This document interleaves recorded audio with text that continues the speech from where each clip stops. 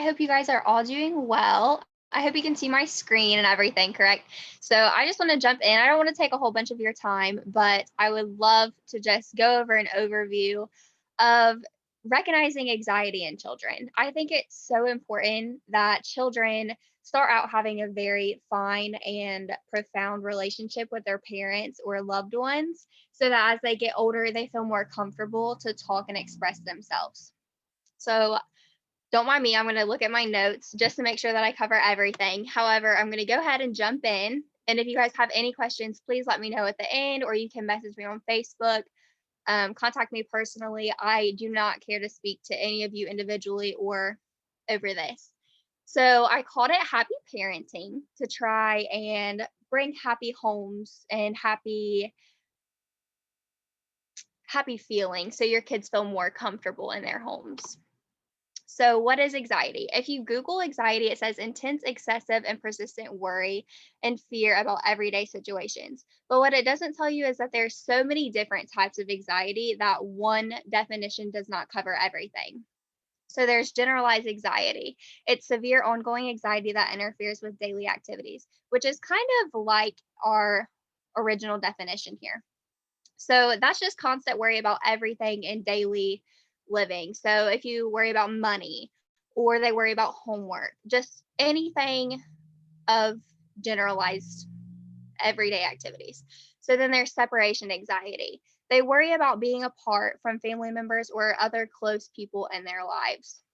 So if they are scared to leave you to go to their grandparents, or you host a party at your house and they don't want to leave your side, that's kind of separation anxiety. They don't want to go to school because they're worried and they're stressed that something bad's going to happen to you. Social anxiety is everyday social interactions that cause fear or self consciousness and embarrassment. So they're scared to get called on at school. They're scared that whatever their answer is going to be, it's going to be wrong or it's not what other people want to hear. So they like get really stressed out about what everyone else around them thinks. Then we have select mutism is a child's inability to speak or communicate in social settings. So they get really nervous. I don't know if you've been around your child or other children that when they get around people they don't know, they hide behind you or they act like you can't see them or they cover their face. Like they get really nervous, so then they don't say anything at all. Or when like a stranger talks to them and they just sit there and then they look at you like, what am I supposed to say? Like, who is this? What are they saying to me? That's kind of select mutism. They just don't want to talk to people they don't know. Then we have specific phobias, which is an intense, persistent fear of something like an object or a situation or activity. So, phobias is more like they're scared of dogs or animals, or they're scared of being in a car, like things like that. They're just scared of loud noises. Like, it's just one specific thing, it's not everything in general. And then post traumatic stress. Children do have this. If you haven't experienced it, or maybe it's kind of a shock because usually we think of that as like army members or adults, but children do have post-traumatic stress. It's like if they're in a car accident and then they're terrified to be in cars again. That traumatic event scared them to where they don't want to be in another vehicle again. Or if they were bitten by a dog, so now they're scared of dogs. That's not a specific phobia. It's that something bad happened to them, so now they're scared to do it again or be around that thing again. So what will you see? It's kind of hard to judge if a child has anxiety or not because you don't think of it. As you grow older, you don't think of children having anxiety because at their age they have nothing to worry about. It's so like common to think that as a child they have nothing to worry about or they have nothing to be anxious over, or why would they feel like that? And we forget a lot that when we were kids we were anxious about these things too. We were scared of people liking us or not liking us. We were scared to not talk to strangers or to talk to strangers. We were scared of animals. We were scared of loud noises. Like we were scared of all the same things. But as we grow older, we forget that at one time we were scared of the same things that they were scared of. So what do you see? Behaviors. Sometimes if they're scared to leave you, they'll start throwing tantrums. Or if they're scared to be around someone else, they'll throw fits, or they'll start crying out, or they'll get an attitude. They'll be overly clingy. They just don't want to leave your side. Like you're with your friends and you're asking them to go play with the other children and they refuse to leave. Um, they're avoiding things. Like they're avoiding school. They're avoiding doing their homework. They're avoiding animals. They're avoiding walking down the street by themselves. If a child is scared of something, or they're scared of you doing something and you like reach for them and they get jumpy, or they get around an animal and they're like terrified of it and they're just so scared of the simplest things happening, they often wake up with nightmares, constant nightmares, repeating the same events, repeating the same things. Like those are things to look out for. And I'm not saying that every tantrum is your child's way to say like I have anxiety, or every attitude or everything like that, because that is definitely not the case. Because a lot of times children just have their tantrums. Sometimes they don't want to do things that you ask them to do. Sometimes they just have attitudes because they have an attitude. But you need to look at why they have that. If your child is refusing to go to school and they throw a fit, why are they throwing that fit? Is it because they don't want to go to school, because they don't want to do the work, or are they getting bullied? Are they experiencing unfair treatment? Are they scared to be around other people because they don't have a lot of friends? It's just things like that. You have to look more in depth for it rather than just calling it by what it is. And that's them throwing a fit, or them being scared of something they shouldn't be scared of. Like we have to be more open minded about these things. Now, what should you do? You should encourage. So by that, I mean, encourage your child to talk about their feelings. Nobody ever comes close or has a connection with someone by not talking about their feelings. So encourage them to be open and honest. If they're not open and honest with you, or they're so scared about how you react about something or what you'll say, then they're not going to have an open line of communication with you. And they are not going to be able to overcome their fears and overcome their anxiety about simple things. Simple to us, but it's not simple to them. So if you keep things age appropriate, by that I mean answer questions to them, but you don't have to tell them everything that they need to know. Like tell them things that are perfect for their age group. You won't tell a 15-year-old the same thing you'll tell a 5-year-old. So just keep that in mind while you're speaking to your child. But also be honest with them. Be honest with them to the point to where they need to know it, but if they know it, it won't hurt them in their mind. And make sure that the way you're saying things is age appropriate for them. Your child can know that you lost your job and you have to move homes, but they don't have to know that you're in debt and you don't know how you're going to feed them tomorrow. Like that just causes anxiety that they don't need to know for their age. Avoid worst case scenarios. It is so typical for us to set jokes and just say funny things around our kid, like, oh, worst case scenario, you'll get bit by a dog. But that child, that might be their fear. That might be their biggest fear, is to be bit by a dog. So the last thing you want to say is, oh, he just might bite you a little.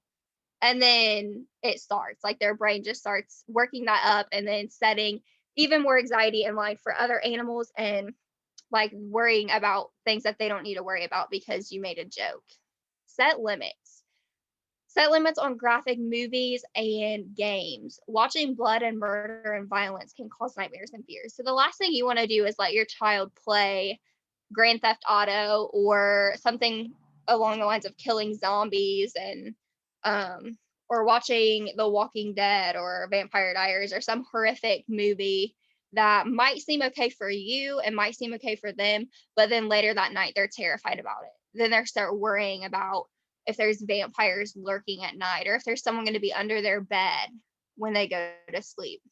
So that's the last thing you want to have your child worrying about. So just set limits for those things. Like don't let them watch them, or let them watch like certain amounts of things. Like you're their parent, so you know how your child reacts with those things. So just make sure that you're paying attention to how they are reacting when they're watching those movies and playing those games.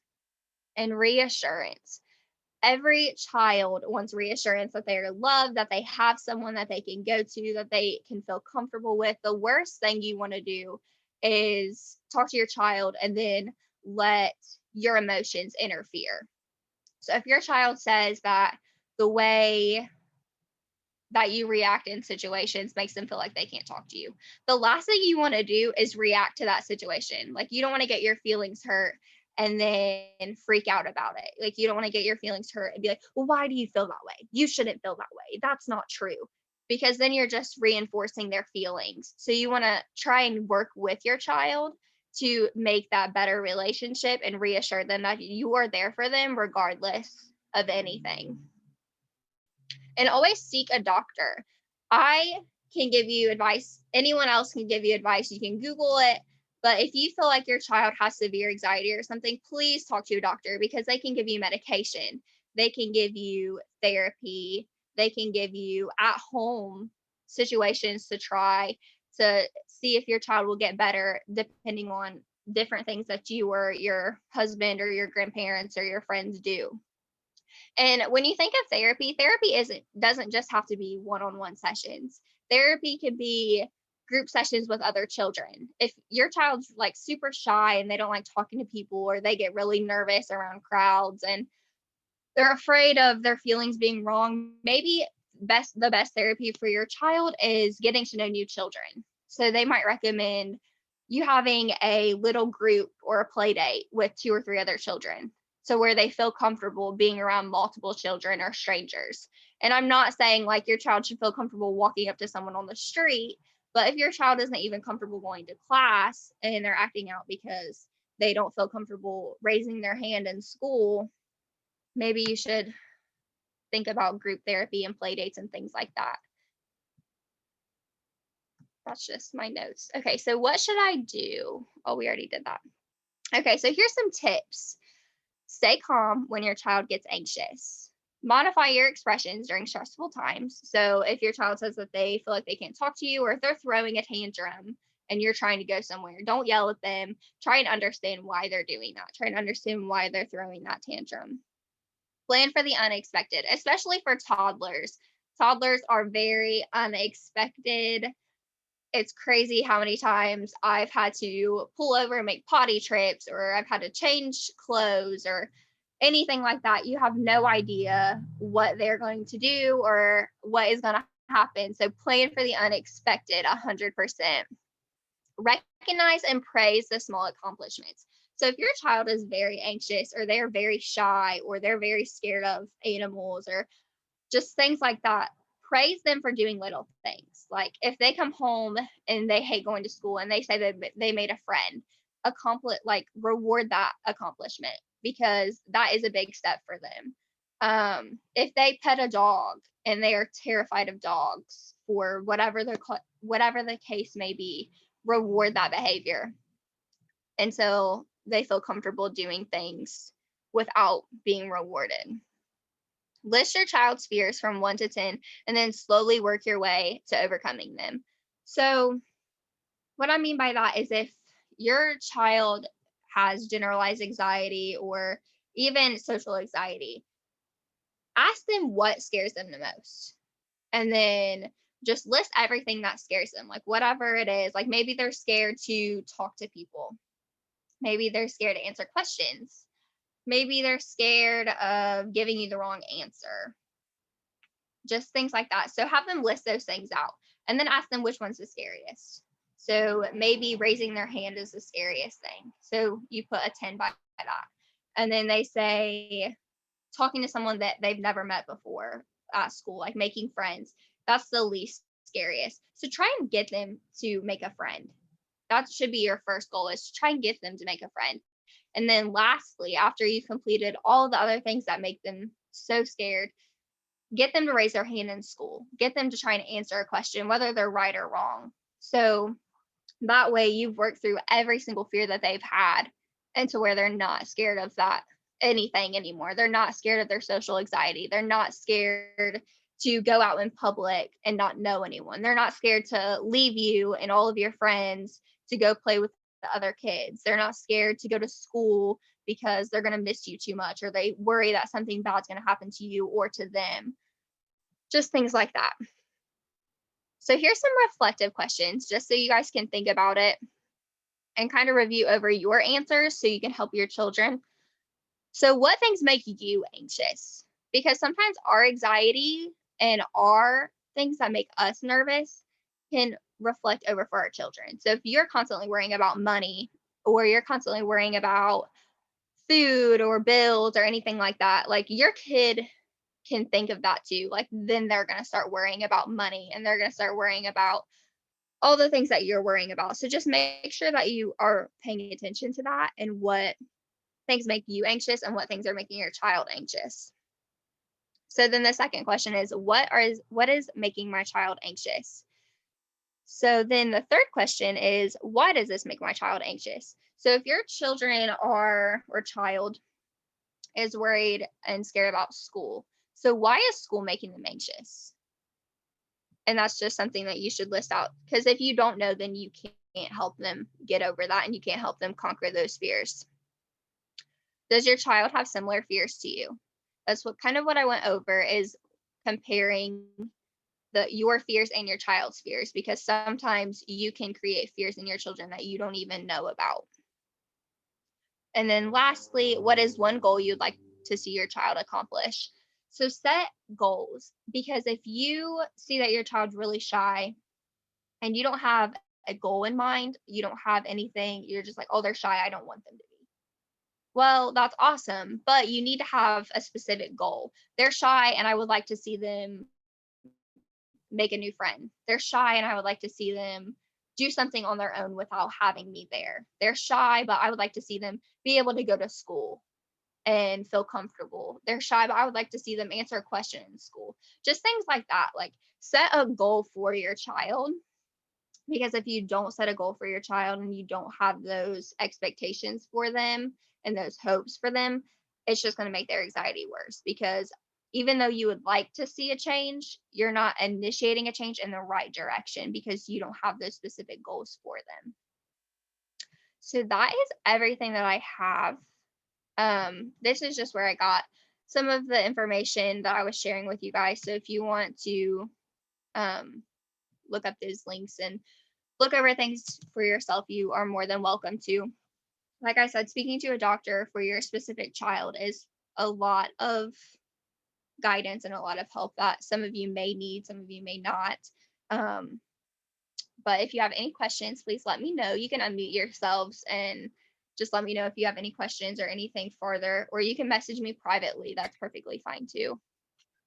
Thank you so much, Brittany. If anyone has any questions, feel free to start dropping them in the chat. I am so grateful for you for having this presentation for us today and for kind of giving us a different perspective on anxiety. And I think we can even take this in what we can do, not even for our own kids. I don't have my own kids, but the younger people in my life and how I can help them when Yeah. they're going through anxiety. So that's really important. So thank you so much. What you're doing is great. I am so happy to have you. Of course, everyone, know that you can join our new Facebook group, the Self Care Kitchen, for more wellness information throughout the rest of the year. Register for more classes, donate to the food trust, even if it's just $1, that makes a huge difference for them. And if we can all donate just $1, we can raise $160 for the food trust. So that would be phenomenal. Of course, come to our last session where we have a raffle and a really big announcement. And of course, follow both of us on socials and continue to see the work that Brittany is doing with the rest of her year as Miss Ohio Petite. Thank you. I'm so glad to be here. Perfect. Thank you all so much. I will see you real soon for some more sessions. Bye. Bye. Thank you. Wonderful. Great job. Thanks.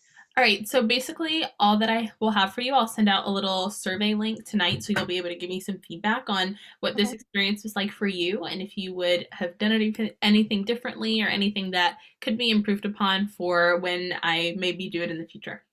Okay. Sweet. Perfect. Have a good one. Yeah. Bye. Have a great Bye. day. Let me know if you need anything. Okay.